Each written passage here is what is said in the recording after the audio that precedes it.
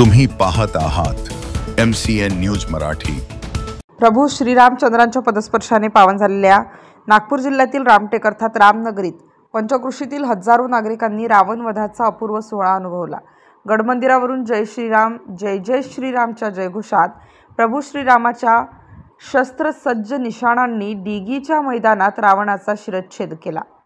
सोबत शूर्पणखेचे नाकही कापले। सैन्याने रावणाच्या शरीराची खांडोळी केली। जय श्रीरामाच्या घोषणांनी आसमंत दुमदुमून गेला होता।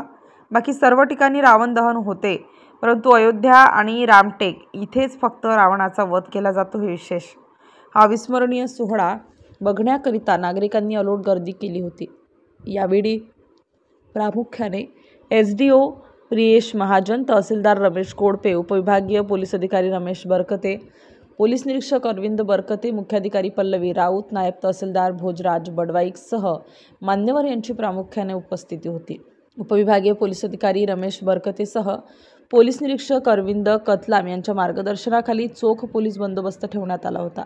यावेळी रावणाच्या मागेच रामायणात सीता हरणाला कारणीभूत ठरलेल्या रावणाच्या बहिणीचा म्हणजेच शूर्पणखेचाही पुतळा तयार करण्यात आला होता।